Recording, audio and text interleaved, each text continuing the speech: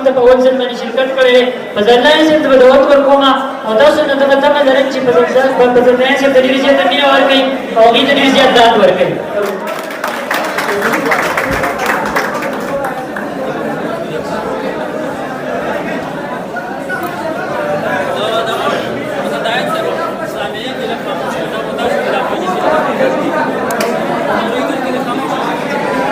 باوجود باندې خندا کوله د آخرت در سره یاره اډو فکر نه و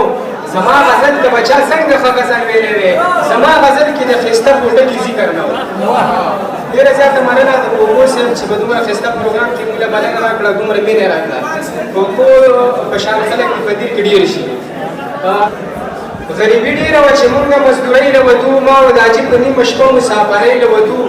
روانو موږ په ستړي ستړي منزل د کور له لرې ډېر په لرې منزل زه به یې ځان سره بدن کې لکه ساه اخیستم زه ډېر ماشوم وم چې پلار به مې بشا اخیستم د کور نه لرې مو زړه چاودې زندګي کوله یو ورځ مې پلار په سرو غرمو کې مزدوري کوله سترګې مې تورې شوې او زرې زرې مې پلار را پرېوت زړه به مې درد نه کوي خدایه چې چنار را پرېوت چې اسرائیل مې کله خوږ دارانه ساه اخیسته ما په ژړا ژړا نامه د خوږ دادا اخیسته په جنازه کې مې پوټي پوټي خپل کور ته راوړ خدای په سرو وینو کې پلار مې خپلې مور ته راوړ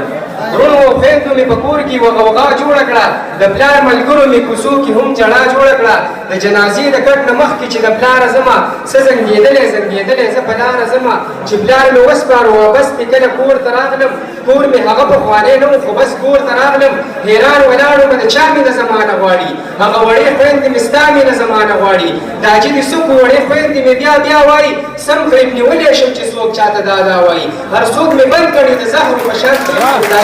دا ستا د مرګ هر څوک مې بند کړي د زهرو په شان تریخ یم داجي دا ستا د مرګ نه پس بلا سختو سمخ یم داجي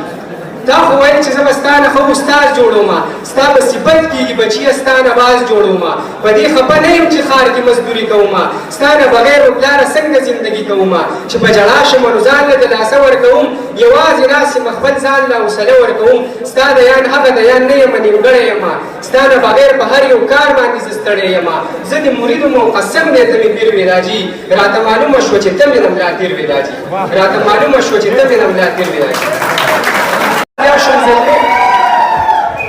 اته کلنه ماشومتوب دوران و بیا شوم زلمی د لیونتوب دوران و زه یې ګلاب په خپل باغچه کې کړمه پلار مې داخل په مدرسه کې کړمه په دغه وخت د 14 کاله ومه په زړه مې غم نه و خوشحاله ومه مالیار باغچه کې د ګلانو نه و په سر مې لاس د مشرانو نه و پلار مې دوبۍ کې مزدوري کوله ما یې په روپو ښه جواري کوله خوږې مرغۍ کې ګرځولې د بچی د پلار مې ازبینه و نازولې بچی څه مې کول چې مدرسې ته تلمه ما سه روپۍ وې میخانې ته تلمه چې د غمونو خیال مې کور ته وشو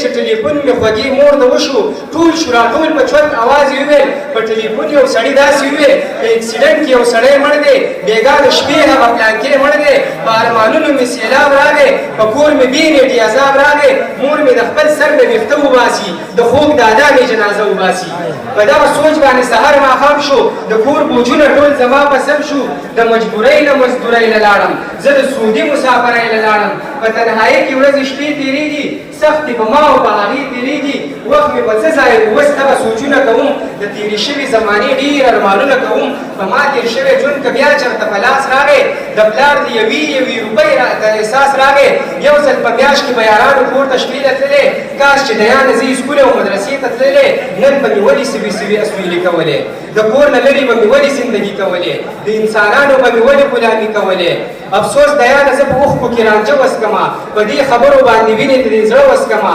ویمه د پلار په شان به زه هم مزدورۍ کې مرمه د کور نه لرې به زه هم مسافرۍ کې مرمه بیا مننه